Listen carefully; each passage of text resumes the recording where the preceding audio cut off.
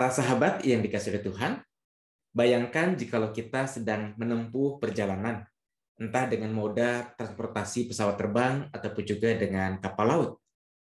Apa jadinya jikalau salah seorang penumpang melakukan tindakan-tindakan yang berbahaya, entah itu mengancam penumpang lain ataupun juga melakukan hal-hal yang membahayakan perjalanan.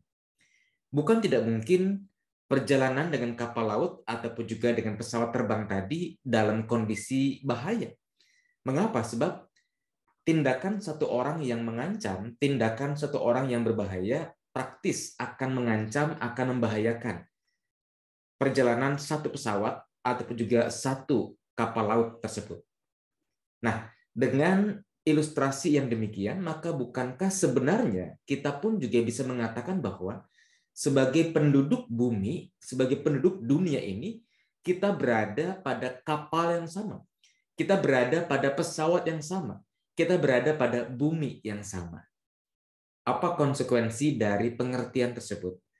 Konsekuensinya adalah kalau kita melakukan sesuatu yang membahayakan kelangsungan alam, maka yang merasakan akibatnya bukan hanya saya, tapi juga kita. Tapi juga mereka, tapi juga seluruh penduduk bumi ini. Bagaimanapun, kita adalah penghuni bumi yang sama. Apa yang kita kerjakan, ada dampaknya, ada konsekuensinya, baik langsung maupun tidak langsung terhadap penduduk dunia ini. Ambil contoh, kalau kita terbiasa untuk membuang sampah tidak pada tempatnya, tapi kita membuang sampah entah ke jalan, entah ke pinggir sungai, entah ke kali, entah ke selokan di depan rumah, maka bukankah ketika musim hujan tiba, tumpukan sampah itu bisa membuat mampat selokan, bisa juga menimbulkan banjir untuk jangka waktu tertentu. Oleh karena itu, kita betul-betul diingatkan pada hari ini bahwa kita adalah penumpang, kita adalah penghuni bumi yang sama. Apa yang kita kerjakan punya dampak, punya konsekuensi bagi kehidupan orang lain. Karena itu, setiap kita tanpa terkecuali harus sungguh-sungguh memiliki etika, memiliki patokan tingkah laku sebagai penghuni pada dunia yang sama. Apa kalau begitu patokan etika kita? Saya mengajak kita untuk mencermati bacaan firman Tuhan dari 1 Korintus pasal yang ke-10 ayat 23. Dikatakan oleh firman Tuhan, segala sesuatu diperbolehkan, benar, tetapi bukan segala sesuatu berguna. Segala sesuatu diperbolehkan, benar, tetapi bukan segala sesuatu membangun. Nah, apa yang Paulus sampaikan pada bacaan firman Tuhan tadi mengajarkan kepada kita bahwa setiap kita punya yang namanya kebebasan. Segala sesuatu diperbolehkan, benar, kata Paulus. Itu berarti bahwa kita punya kebebasan. Kebebasan untuk menggunakan tangan kita sesuai dengan apa yang kita kehendaki. Kebebasan untuk menggunakan kaki kita, mata kita, kepala kita, sesuai dengan apa yang kita kehendaki. Kita pun juga punya kebebasan untuk menggunakan mulut kita sesuai dengan apa yang kita kehendaki. Kita ingin mengatakan sesuatu, kita punya kebebasan akan hal itu.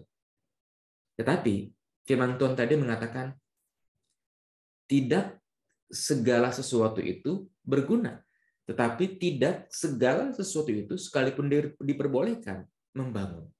Artinya apa? Kita punya dua patokan untuk menjadi pegangan kita, untuk menguji apakah perkataan saya, apakah perbuatan saya merugikan orang lain, membahayakan perjalanan kapal laut tadi, membahayakan kehidupan bersama sebagai penghuni bumi ini, ataukah tidak?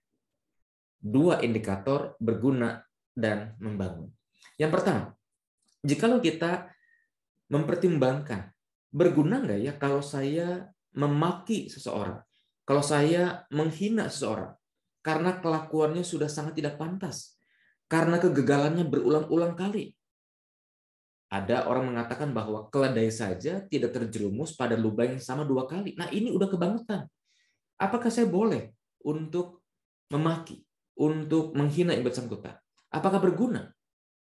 Bukan tidak mungkin kalau kita mengatakan apakah tindakan menghina seseorang oleh karena kesalahan-kesalahan bertubi-tubi itu bisa dikatakan berguna, barangkali berguna untuk diri sendiri.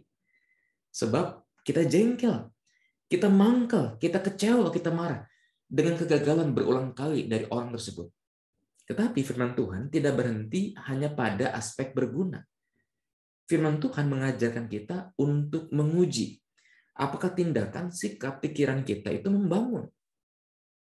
Istilah membangun berarti bicara soal hubungan dengan diri sendiri. Apakah ketika saya tadi contohnya adalah menghina, mencela orang yang pernah berbuat kesalahan, apakah itu membangun hubungan dengan diri saya sendiri? Tampaknya tidak. Sebab kalau kita menghina, mengejek seseorang, bukankah dalam diri kita ada rasa jengkel, ada rasa marah, ada emosi yang meledak-ledak terhadap orang tersebut? Apakah itu membangun diri sendiri? Tidak. Darah tinggi kita bisa naik, sakit penyakit bisa datang, menghadang. Yang kedua adalah apakah tindakan saya itu, apakah perkataan saya itu, apakah pikiran saya itu membangun hubungan dengan orang lain? Dalam contoh tadi, menghina orang yang telah berkali-kali gagal, jelas tidak. Tidak ada hubungan yang dibangun dari situasi yang seperti itu. Tidak ada hubungan yang baik. Yang ada adalah permusuhan. Yang ada adalah dendam. Dan yang ketiga adalah membangun hubungan kita dengan Tuhan. Apakah ketika kita menghina seseorang yang adalah ciptaan Tuhan, kita sedang membangun hubungan dengan Tuhan lebih positif? Tidak. Bagaimanapun sesama kita adalah ciptaan Tuhan yang juga dikasihi olehnya. Kalau kita menghina yang bersangkutan, maka kita sama dengan menghina Tuhan.